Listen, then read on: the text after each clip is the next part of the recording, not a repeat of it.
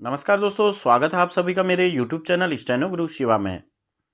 दोस्तों शुरू करते हैं आज की डिक्टेशन। गति लेखन अभ्यास संख्या 28। गति 80 शब्द प्रति मिनट। स्टार्ट। यह अपने आप में एक बड़ा विरोधाभास है कि जिस दौर में दुनिया भर में अर्थव्यवस्था के चमकते आंकड़ों के जरिए लगातार विकास का हवाला दिया जाता है, उसमें करोड़ों लोगों को पेट भरने के लिए खाना तक नहीं मिलता है।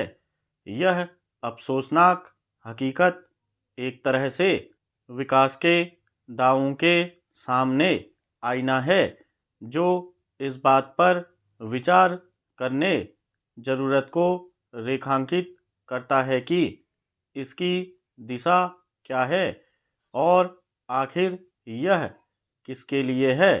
गौरतलब है कि संयुक्त राष्ट्र ने बुधवार को global report on food crisis यानी खाद्य संकट पर वैश्विक रपट में यह खुलासा किया कि विश्व के 59 देशों के लगभग 28.2 करोड़ लोग सन 2023 में भूख से तड़पने को लाचार हुए। भूख का सामना करने वाले लोगों की तादाद 2022 के मुकाबले 2.4 करोड़ ज़्यादा रही।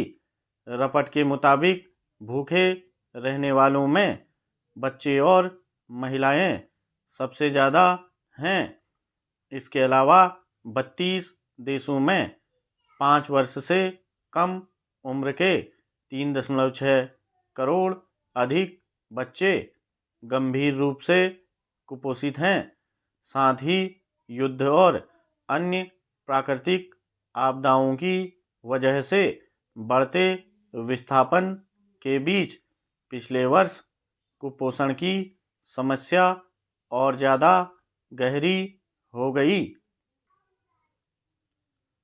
सवाल है कि दुनिया भर में और ख़ास तौर पर अंतर्राष्ट्रीय संगठनों में अगर भूख सहित कई बड़ी समस्याओं से लड़ने के लिए सामूहिक जिम्मेदारी की बात की जाती है, तो इस त्रासदी के लिए किसे जवाबदेह ठहराया जाएगा।